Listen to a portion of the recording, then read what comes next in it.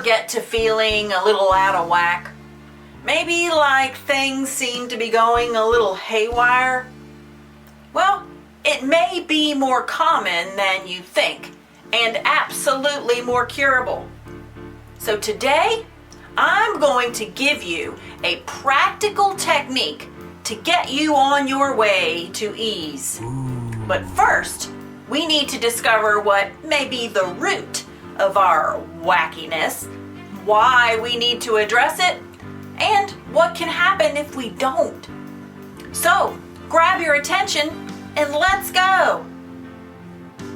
Aloha, I am Laureen and welcome to Your Light. If you'd like to raise your level of perspective, live a more mindful life, or just learn more about personal growth, development, and all that kind of good stuff, start now by subscribing and hitting that bell so you don't miss a thing. Dr. Sigmund Freud established a popular metaphor illustrating the human mind. It's called the iceberg theory. This image reflects how only a fragment of our ideas and feelings are conscious or visible to us, while the vast bulk of our mental content is subconscious or invisible to our everyday thoughtfulness. This concept also alludes to the idea that physical symptoms are often due to hidden, repressed conflicts. We humans unwittingly express those contradictions through common anxiety, stress, and embarrassment, often accompanied by feelings of depression, shame, and guilt, all of which are destructive emotions. None are practical.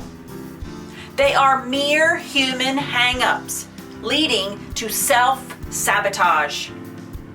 If not addressed, we may find ourselves at our own pity party, simply licking the wounds of our wounded ego, sulking, feeling like we're not living up to whom we ought to be.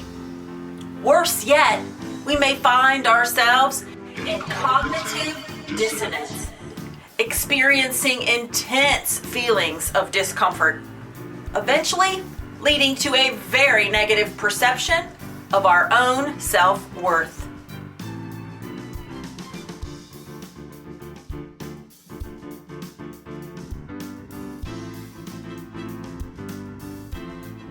At minimal, our efforts in becoming the best that we can be and achieving our full potential is thwarted.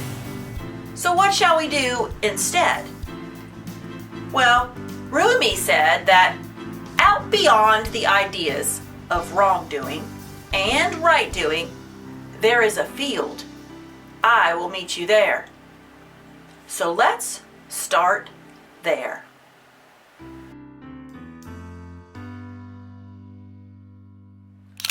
From here, we will go through 3 R's: realize, reconcile, and redeem. Number 1, realization. We must realize that it is not a serious failing on the part of a human being to make mistakes or be out of alignment. In fact, the human experience is decorated with the beauty of imperfection, from which we reap joy and wisdom. We also must remember that we are both human and divine, wrapped up into one living being.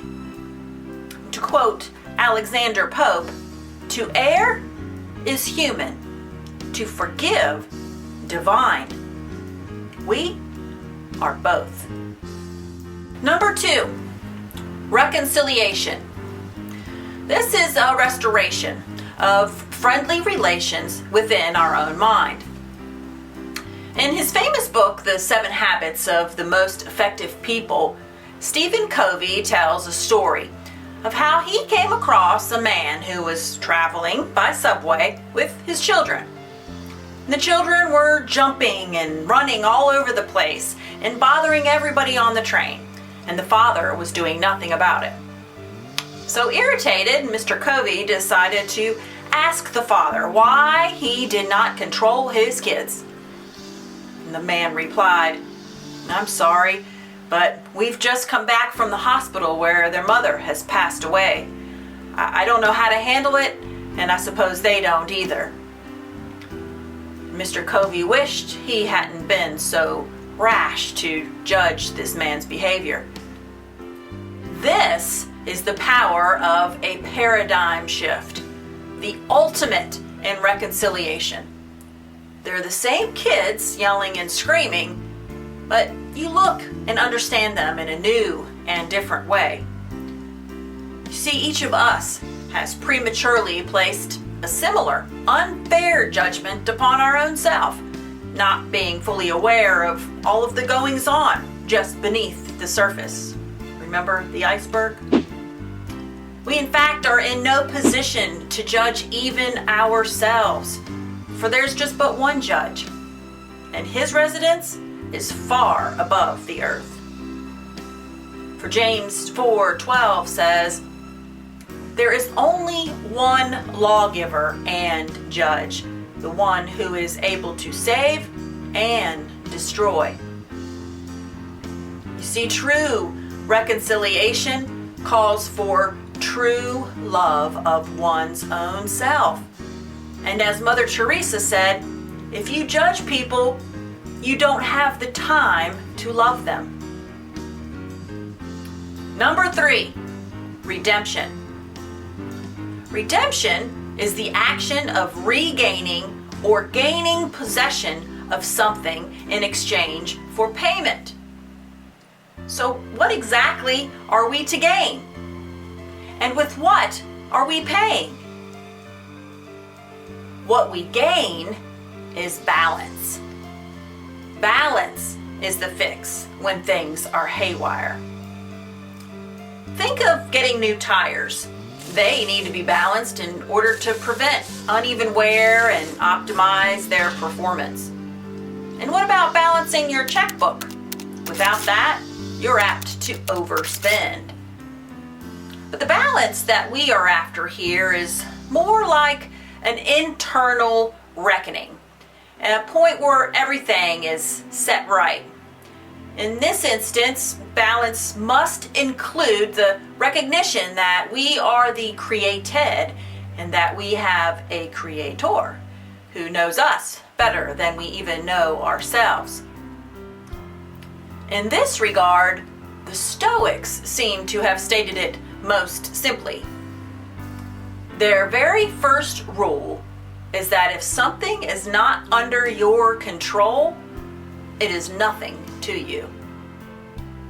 On that note, Psalm 139, verse 13 says, "For it was you who created my inward parts. You knit me together in my mother's womb." And Isaiah 44:22 goes on to say, "I have swept away your wrongdoing as wind sweeps a cloud from the sky. I have cleared you of your sins as the sun clears the morning mist. I have redeemed you. Come back to me." Yes, our Creator is the final and foremost Redeemer. So just as I write in chapter 2 of my book, Stop Treading Water and Drown, accepting a guilty verdict after you have been found innocent is to deny the grace and mercy of God. The only payment needed is our willingness to accept this grace as a trade for our own feelings of guilt. So, realization, reconciliation, and redemption. It's really not as complicated as you might think. In fact, there is an ancient Hawaiian practice that simplifies these 3 R's for us. It's called hooponopono, a healing prayer, which means to cause things to make right or to move back into balance. It is as simple as mindfully reciting these following phrases. I am sorry. Please forgive me. Thank you, and I love you. You can do it either verbally or in the privacy of your own mind. I am sorry. Please forgive me. Thank you. I love you. Feel free to repeat it as often as you can. I am sorry. Please forgive me. Thank you. And I love you. Listening to these words echo within us with an open mind and an open heart can help ease the tension of our internal disparity, can lift the burden of our own guilt, and bring you into alignment with your true self. Try to incorporate them into your daily routine as you pray and meditate. Use them to fall asleep to, or write them down and post them where you can see them. Just make them your own and make your own count.